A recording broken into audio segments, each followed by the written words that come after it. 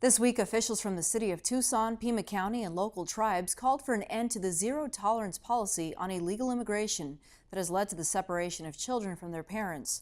More than 100 other local, state, and national organizations have demanded the same from the Trump administration.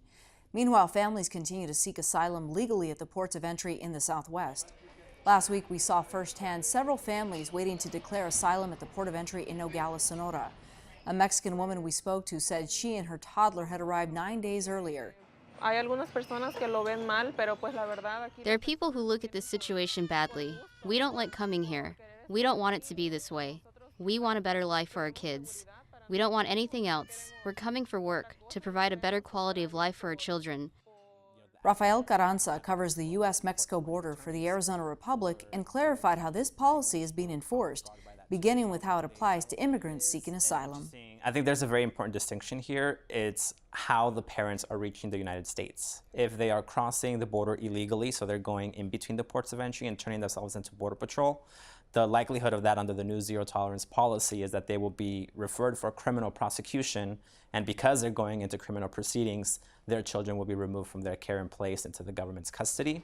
However, if they opt to go through the ports of entry, Customs and Border Protection has talked about how they have a legal right to do so and present themselves. The challenges there, of course, being that they could wait for days and days for that opportunity. However, once they make it past that, the likelihood that they will be separated decreases because they're not going into criminal proceedings, but then it depends on available space. If they are, being held in detention and there's only beds available at an adult-only facility, then obviously their children are not going to be taken with them. Health and Human Services has said that these children are not lost. And as a matter of fact, the agency claims to have made phone calls to some of these so-called sponsors who are in the U.S. Is it fair to say the children are dropping off the radar, or where are they going if that sponsor in the U.S. can't be located? This whole, debate over whether they were lost or not kind of stems from, the Health and Human Services trying to contact or, follow up with a lot of the children that they had processed. They're not necessarily lost in the sense that they can't be found by anyone, but in the sense that the government just doesn't know where they are. They were placed, if they were released, that means that they were placed into the care of a relative or a family friend. In many cases, the families just don't want to be found because they're here illegally. So that seems to be kind of the idea behind the government going on. And there's also other instances where maybe they might have moved or something else might have happened where they're in a different location now.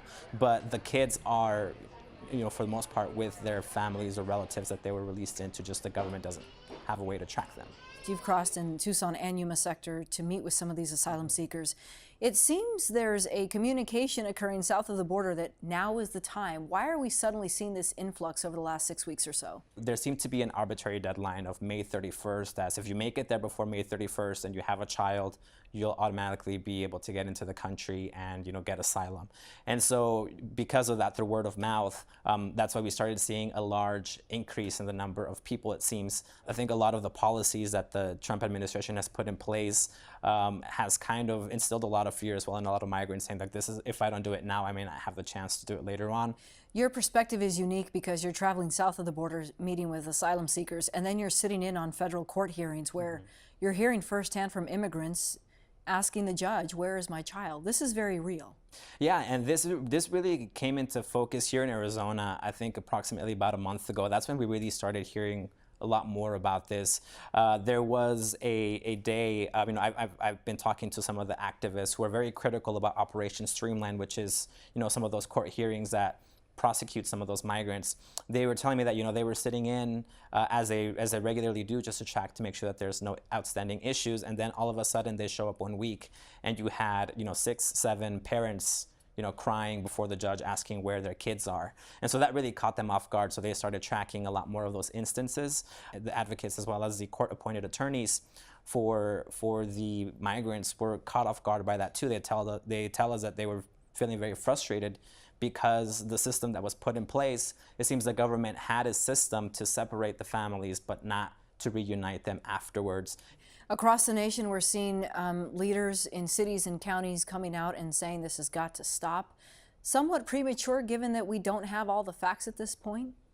Yeah, and there's still a lot of details that seem to be, coming out every day, some different type of process. And now I think we're starting to see a greater response from the federal government, at least some sort of better attempts at coordination between the three main agencies that handle this issue with family separations. Because when we're talking about it, it's not just, the Department of Homeland Security, which detains and deports immigrants, but you also have the Department of Justice who's prosecuting them, and you also have Health and Human Services, as we mentioned, who are taking care of the kids. But for a lot of advocates, they say it's not enough. They definitely want to see a halt to this process, which is why we've seen a lot more municipalities and community groups speak out and ask for the government to stop this practice, and even asking outside groups to intervene, such as the United Nations or the Inter-American Commission on Human Rights. Okay, Rafael Carranza from the Arizona Republic, thank you. Thank you, Larry.